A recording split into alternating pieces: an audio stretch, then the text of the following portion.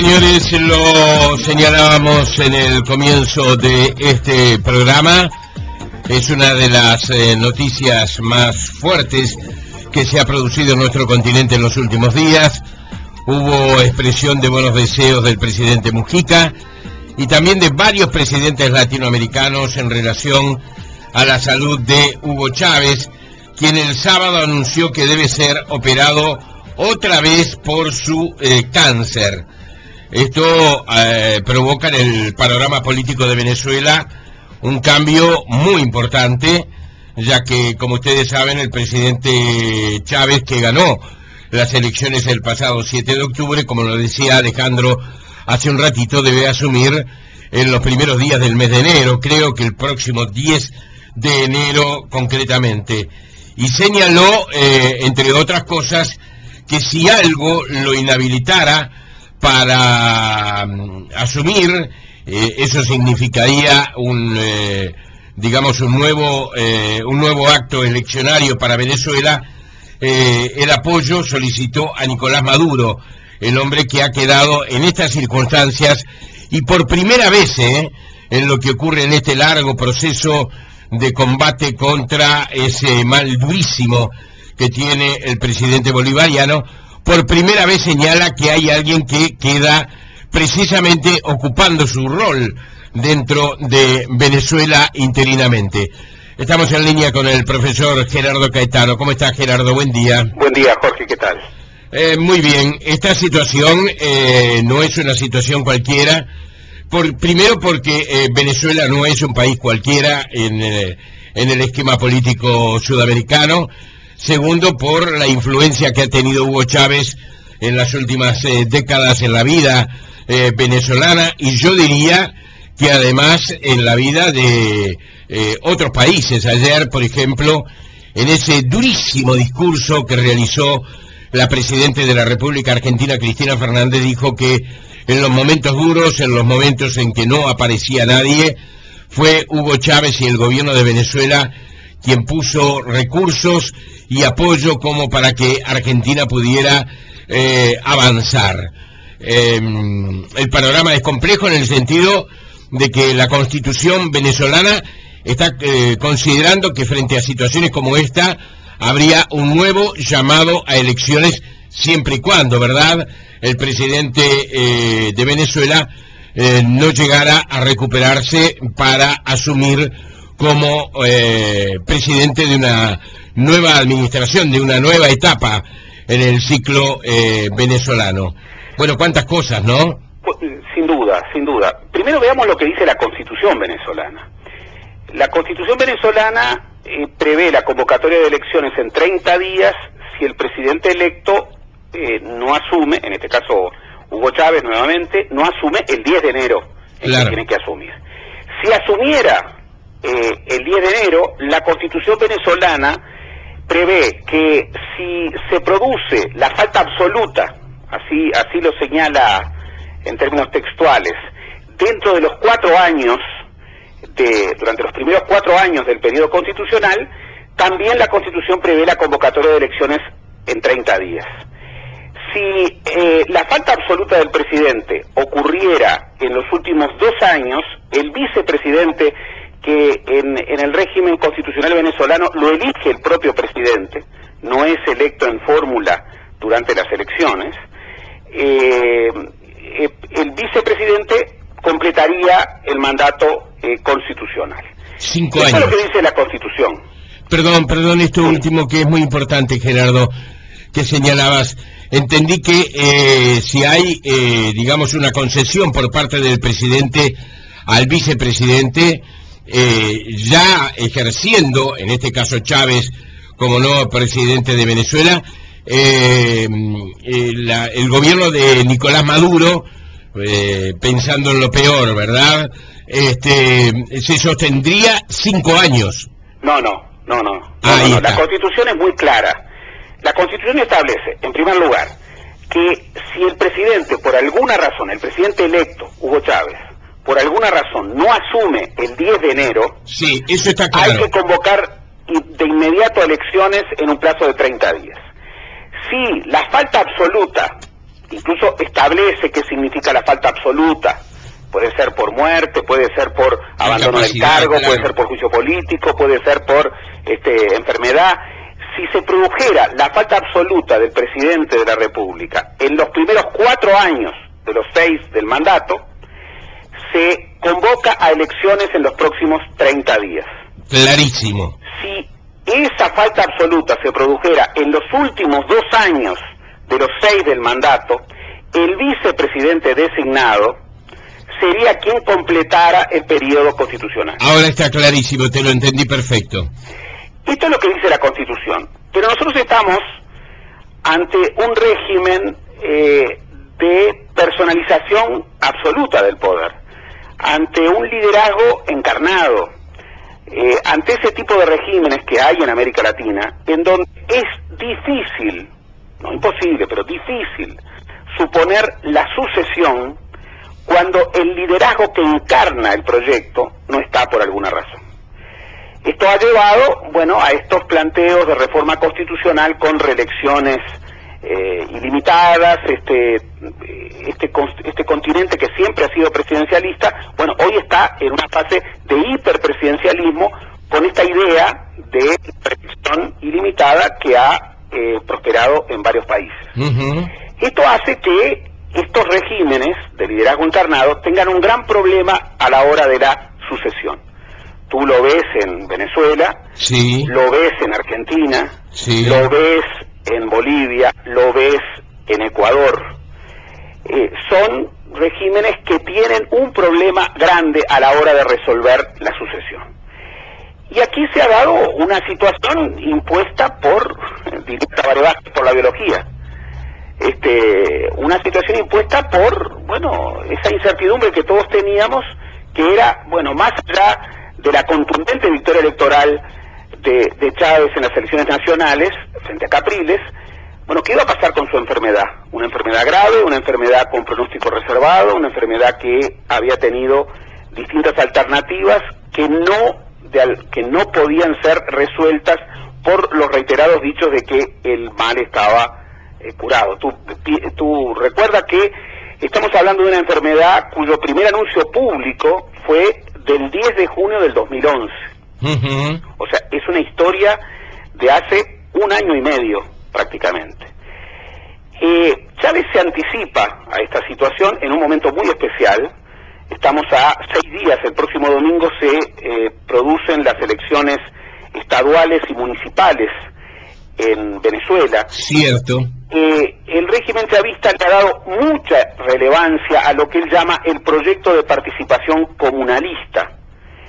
Y en este caso, la relevancia que el propio régimen ha dado a esta perspectiva de poder territorial, a esto se le suma el hecho de que el contendiente de Chávez en las elecciones nacionales, estamos hablando de Enrique Capriles, pone en juego nada menos que la gobernación de Miranda, que es uno de los principales estados venezolanos.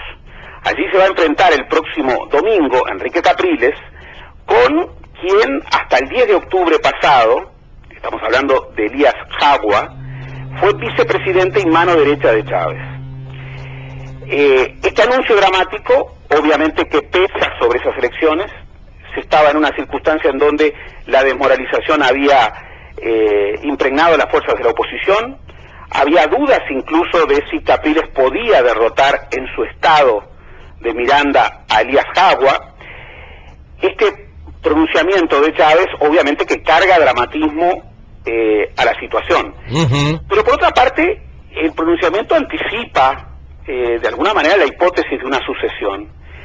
Y allí, bueno, como ocurre en este tipo de regímenes políticos, hay más de un interesado en la sucesión. Chávez ha sido muy claro, ha reafirmado su elección por Nicolás Maduro. Nicolás Maduro no es el único que ha aparecido como un posible sucesor de Chávez.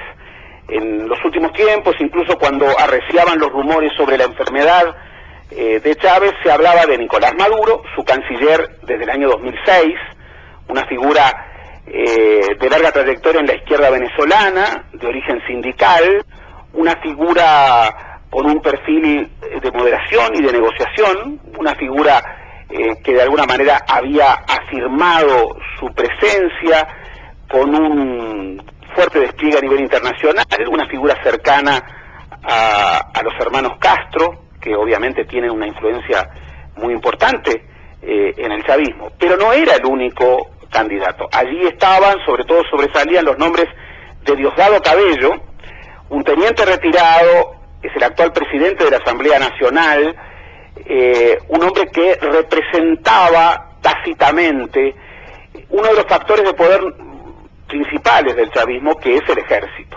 Y luego, nada menos que Elías Jagua, el anterior presidente, hasta el 10 de octubre pasado, que fue electo, designado directamente por Chávez para confrontar con Enrique Capriles, nada menos que la gobernación de Miranda.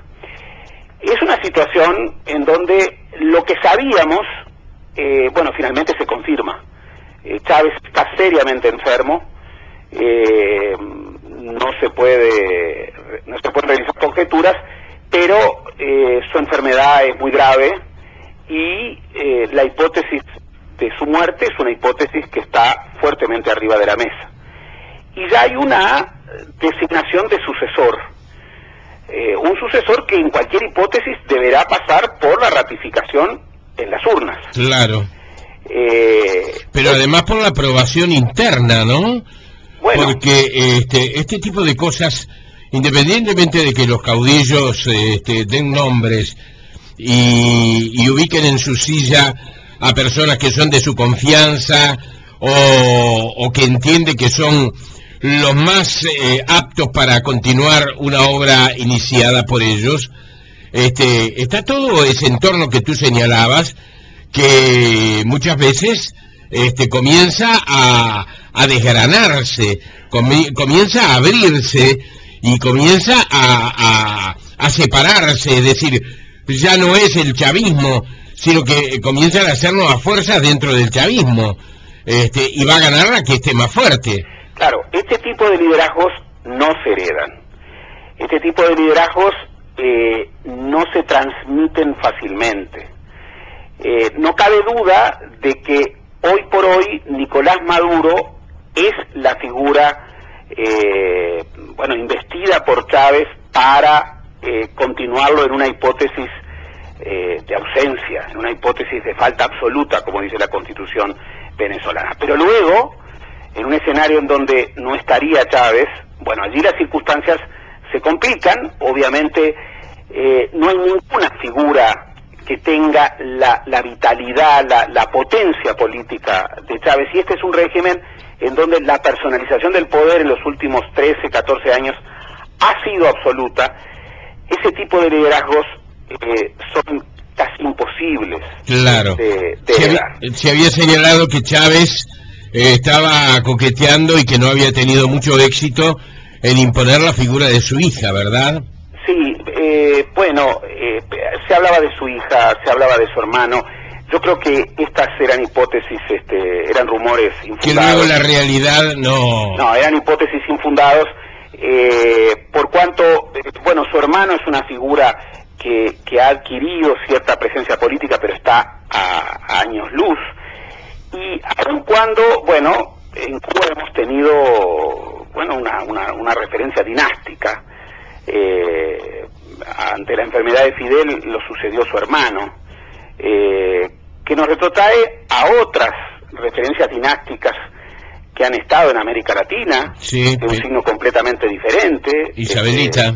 ¿Cómo? Isabelita, Perón. Bueno, ni que hablar de Isabelita, pero también Duvalier y otros. Claro. Y otros, y otras historias de regímenes dictatoriales y personalizados. Sí, fue la hija de Fujimori que pretendió también. Bueno, también, pero en ese caso por la vía de las urnas, que por otra parte le dijeron que no. En este caso, esas versiones son infundadas. No hay ninguna condición para que esta suerte de liderazgo pueda ser sucedida por algún familiar. Y lo que se trata es de ver quién dentro de ese colegiado de figuras de menor presencia, que han detentado cierto poder, pero siempre bajo una pauta de subordinación a ese liderazgo absoluto de Chávez, puede de alguna manera perfilarse. Se hablaba mucho de que quien representara el factor militar iba a tener un hándicap a su favor. En este caso era Diosdado Cabello. Sin embargo, Chávez ha optado claramente por otra visión, y el respaldo a su canciller Nicolás Maduro es el respaldo, a una figura que obviamente tiene un perfil más social, tiene un perfil más ideológico, y tiene un perfil de un hombre que ha estado muy cerca de Chávez, no solamente en términos de construcción gubernamental, sino en términos personales. Lo ha acompañado durante largos periodos de su enfermedad, sí, incluso durante largos periodos de su comparecencia en Cuba.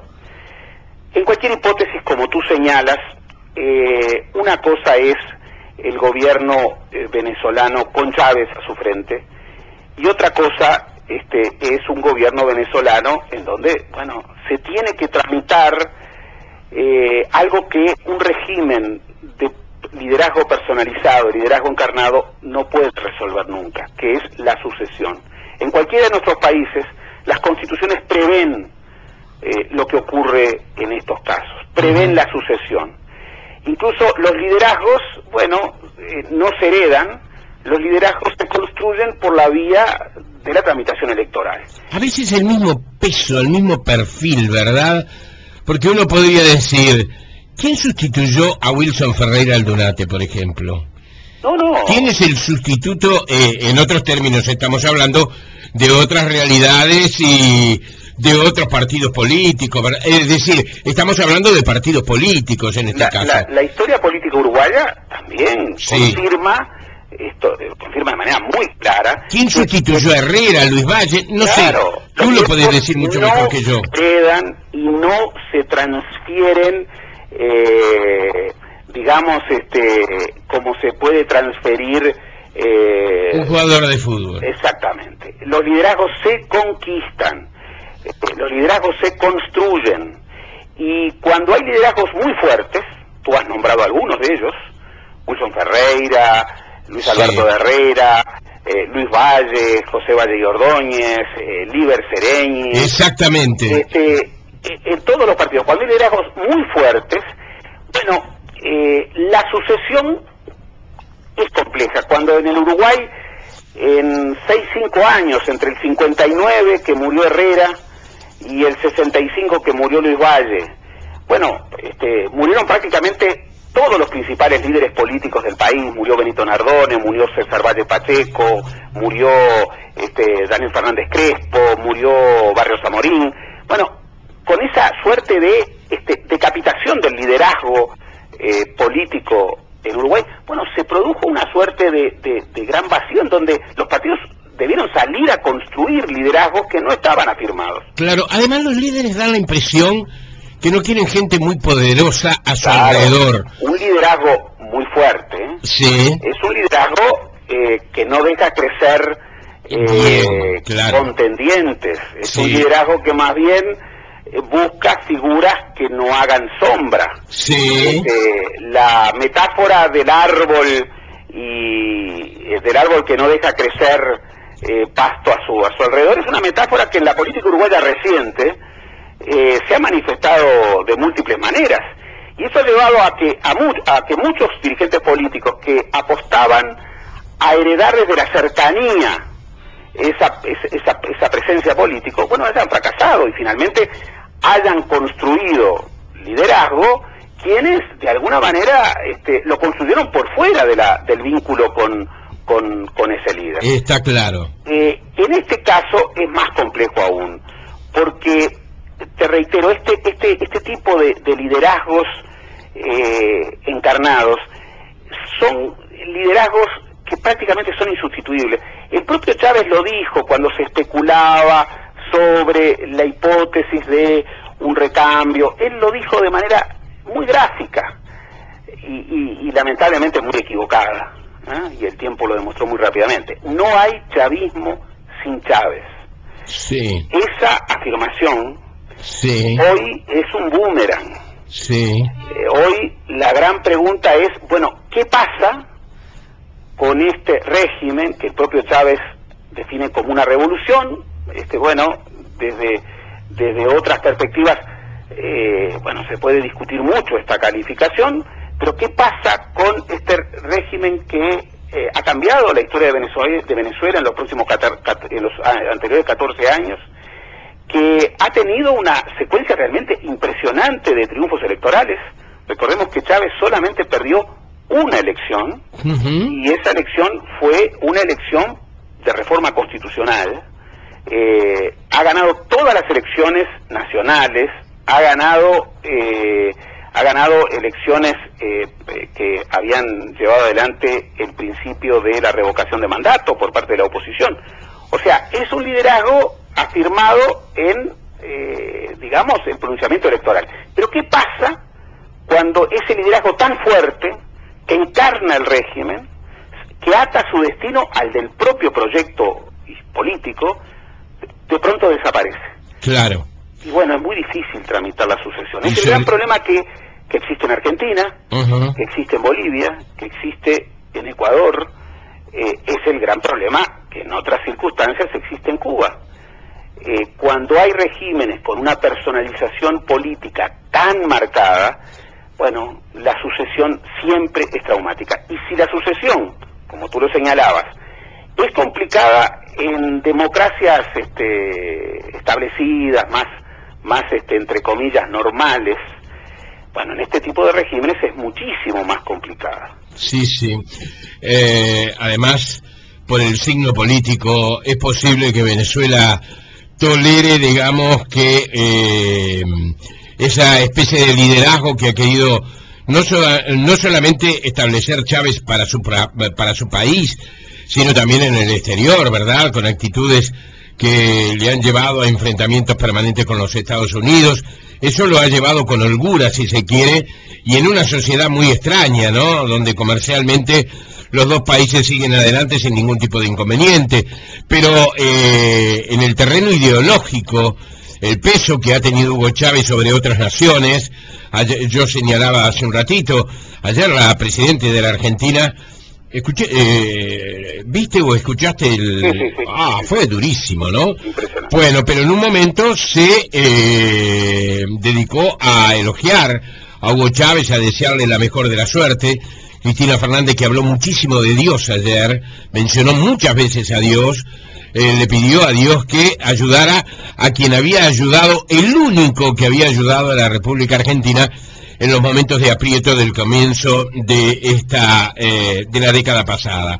Es decir, que Chávez tiene sentido para Venezuela, pero tiene también sentido para el exterior. Sí, pero ahí tenemos que calificar. Chávez es muy importante para algunos países del ALBA. Chávez, yo diría, particularmente es muy importante para Cuba. Para Cuba, la desaparición de Chávez y la inestabilidad política en Venezuela es un problema realmente gravísimo. Chávez es muy importante para Nicaragua. Chávez es muy importante para algunos países caribeños y centroamericanos que dependen de su petróleo. Ya es menos importante para regímenes que están muy vinculados o por lo menos que están incorporados al ALBA, pero que tienen su propia sustentación, como es el caso de Bolivia y muy claramente en el caso de Ecuador. Y en el caso argentino, bueno, Argentina es un país que no tiene crédito desde hace mucho tiempo, que ha tenido problemas de caja y en algunas circunstancias ha debido acudir a Chávez, que ha estado presente. De todas maneras, la influencia continental del liderazgo bolivariano hace ya muchos años que viene declinando y es muy sobredimensionada desde afuera. En muchos periodos, yo por ejemplo, muchas veces me han preguntado en Europa, bueno, pero ¿y el liderazgo de Chávez y la incorporación de Chávez al Mercosur no va a cambiar la política del Mercosur o no va a competir con el liderazgo brasileño? En modo alguno. Digamos, El liderazgo bolivariano, repito, es un liderazgo sobredimensionado, es un liderazgo que ya hace tiempo ha declinado, no es un modelo de exportación. El modelo venezolano tiene que ver con renta petrolera, es un modelo extractivista, más del 90% de las exportaciones venezolanas son de petróleo. Sí. Y el principal comprador de su petróleo es Estados Unidos. Sí. Venezuela importa más del 70% de los alimentos que consume. O sea, estamos frente a un país de enorme riqueza, pero que tiene grandes problemas estructurales en su economía y que ha vivido verdaderamente una gran transformación social bajo el chavismo. Chávez recibió un país con más de 60% de pobres y hoy tiene un país con una pobreza que ha llegado a menos de la mitad de ese guarismo. Claro. Y eso tiene que ver mucho con una redistribución de la renta petrolera y con políticas sociales muy activas, las famosas misiones, pero sigue teniendo un talón de Aquiles formidable, que es que Venezuela depende de precios que no fija, es tomador de precios. Ha pasado más de una década con precios del petróleo absolutamente inesperados. Entendido, claro. Pero bueno, si eso baja abruptamente, si se vuelve a los niveles históricos de los últimos 50 años, el régimen tendría enormes problemas, con Chávez o sin Chávez. Y esa ecuación económica con exportaciones que más de un 90% dependen de un único producto, y que más allá de la retórica antiimperialista tienen a su principal comprador en los Estados Unidos, bueno, allí hay problemas estructurales que hacen que el proyecto, más allá de sus logros sociales, tenga raíces muy frágiles. Bien. Y eso, repito, ocurre con Chávez o no ocurrirá con Chávez. También es muy cierto Sí. que el nivel de polarización en Venezuela ya hace mucho tiempo que es insoportable, y que, bueno, cuando Chávez ganó la última elección, que la ganó de manera contundente, muy clara, no pudieron ser cuestionados en modo alguno la transparencia del proceso, del día electoral. Sí se cuestiona, bueno, la situación de las libertades en el periodo preelectoral, pero no lo que ocurrió el día de las elecciones. Lo que es cierto es que todos los analistas señalaban, de un lado y del otro, y desde cualquier perspectiva, que ahora, en función de todas estas circunstancias, era el momento para que Chávez negociara, que incluso había aparecido un interlocutor creíble desde el lado de la oposición, un hombre joven, un hombre que había obtenido una gran votación, que había hecho una gran campaña, y que se podían perfilar algunos acuerdos que quitaran cierto dramatismo a una polarización que puede terminar muy mal, y eso sí sería muy grave para Venezuela, pero también muy grave para América Latina. Un abrazo, Gerardo. Un abrazo para buena ti, semana. para Chau, todos los chau. presentes.